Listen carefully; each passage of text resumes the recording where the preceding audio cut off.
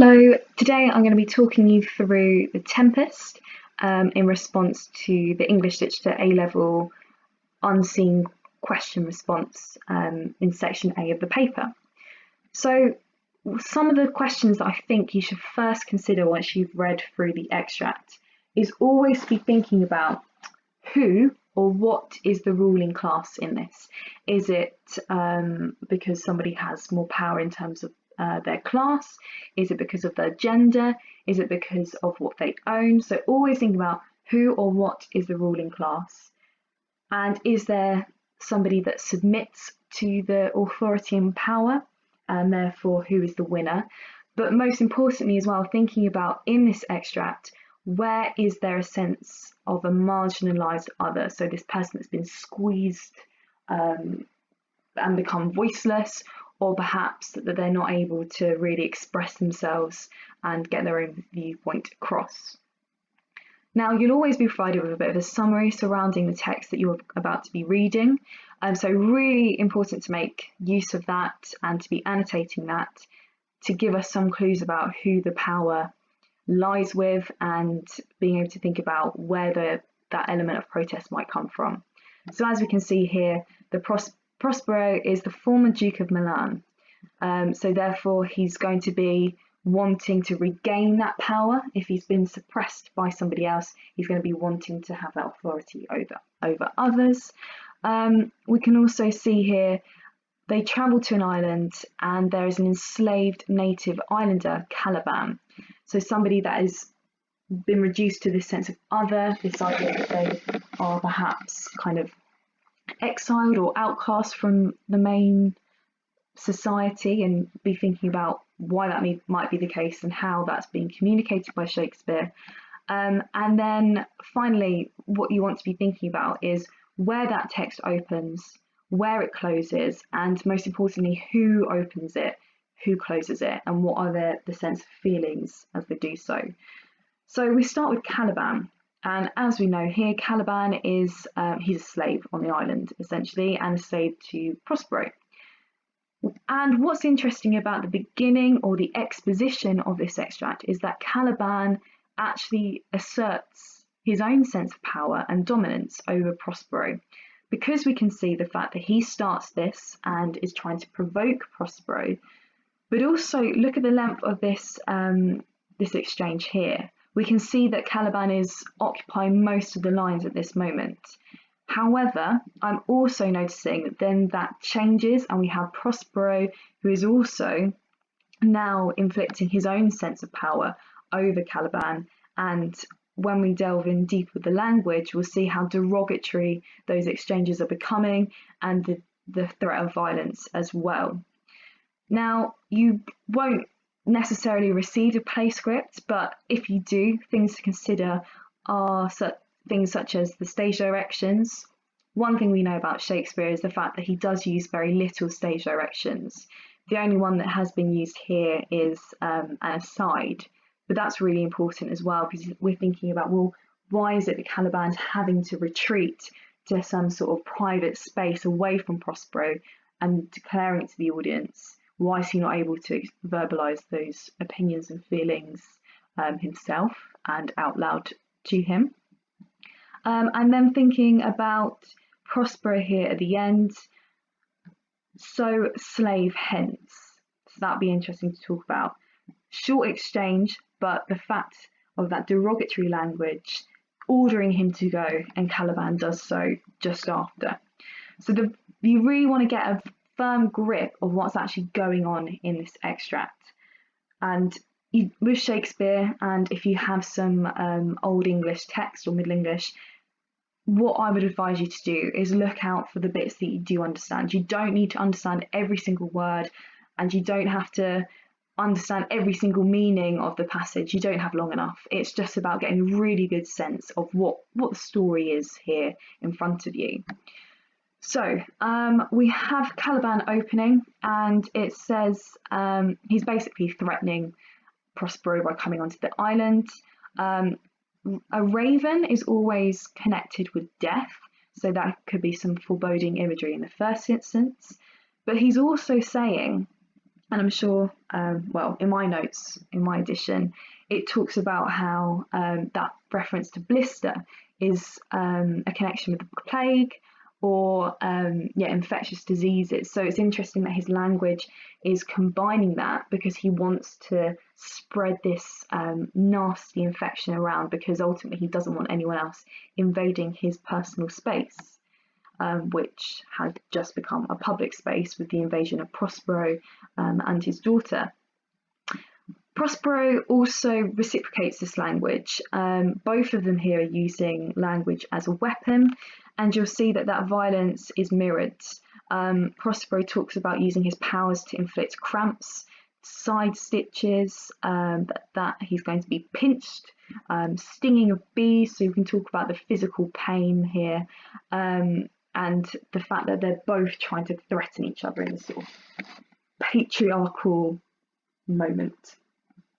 But then, as I said before, Caliban does respond with quite a lengthy passage, which Prospero is not interrupting. So is it really in this sense that he's trying to overcome those ruling class ideologies and dominance? He's continuing to go about his daily business. I must eat my dinner. Like, how dare you interrupt me? So I think the verb must here is interesting to zoom in and look at. And he's basically saying, how could you do this to me and invade my personal space when I taught you so much? He taught him kind of the natural sort of rearing and understanding of the natural world. Whereas he says, well, cursed be that I did so. Like, why on earth would I have done that if you've repaid me in this way? So therefore he's saying, which first was mine own king. So basically he was saying that he was basically the king of the island, and now you're going to prevent that from happening. But here we see Prospero really responding in a highly negative way. He refers to him as a lying slave. So even the word slave is something that you have to zoom in on in terms of hitting that AO2. Why is he a lying slave? What's that telling us about the power dynamics here? And here, this is interesting. What he's saying is that at one point Caliban did try to rape his daughter Miranda, but Prospero eventually sort of prevented that from happening. And Caliban says, well, I would have done if you hadn't prevented me. So we've got this sort of jeering language, both of them trying to get one up on each other, and also references to patriarchy and how they're trying to use their own physical powers and sort of patriarchal powers in order to obtain the vulnerable and innocent Miranda. Now, my edition talked about this part being Miranda, so Prospero's daughter, but in another edition I've got Prospero here saying this part, so I'm going to respond to it as it would be here. But once again, look now at that change. Prospero is saying the most, avoid slave, that repetition of slave, and how he talks about him being a vile race.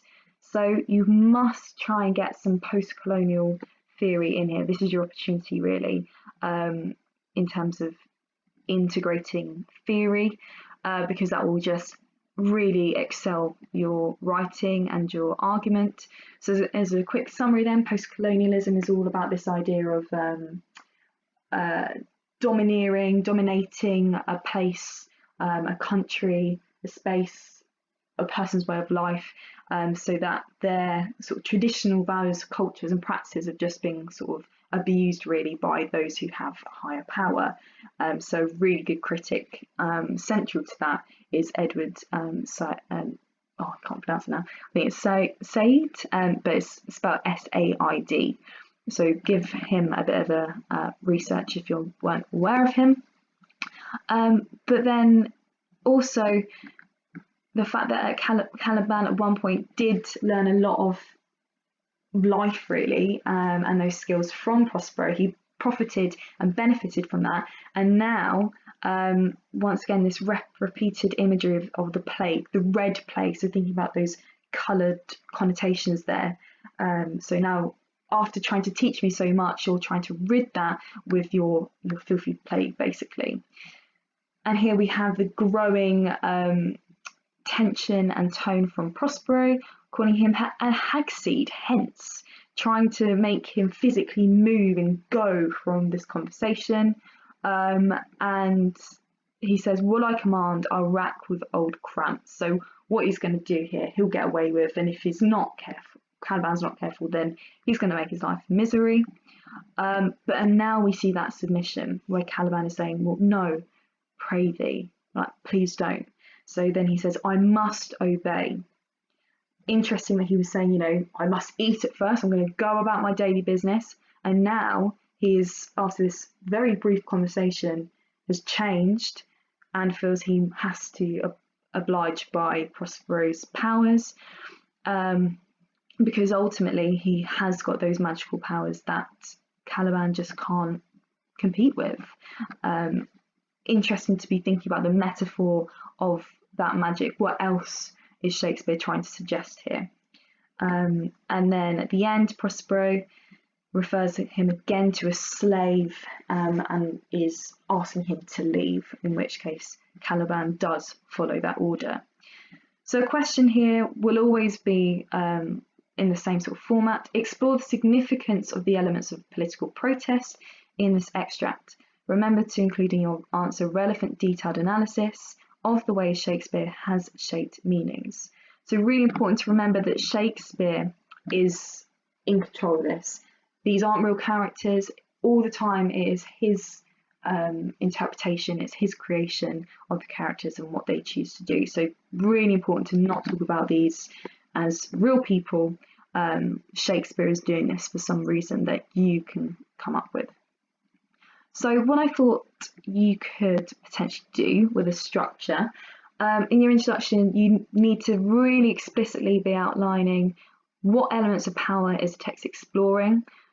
You could, in this instance, talk through that change in power. So Caliban trying to dominate the conversation with Prospero, and how he's trying to regain his sense of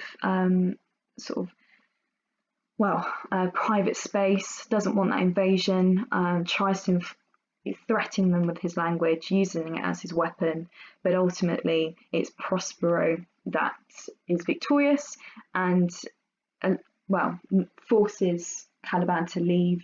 And there's, you know, undeniable post-colonial messages that we can draw out from Shakespeare's extract here. And therefore, with your argument, you really want to be considering how you can state that in a sentence. If you're able to do that, then you've got a clear understanding of what it is you're saying. So I think the argument here would be that whilst there is an attempt of rebellion, it is overcome by the hegemonical forces of Prospero and his magical powers. So I would suggest then grouping the ideas of your essay under key ideas or themes that associate with social and political protest. So for me, I thought about power, and as you can see here, I put how Caliban tries to establish his power, uses language as his weapon, is angered by the political evasion. We see that through this imagery of the infection, of him, you know, saying that he would rape Miranda, how he tries to abuse his own power on the island, and is critical of Prospero's power because he was saying, you know, you taught me so much, I taught you, and now you've completely sort of defied that any sort of mutual agreement and care that we had over each other. So then I thought about the changing power, so commenting on structure there. So the changing force of hegemony.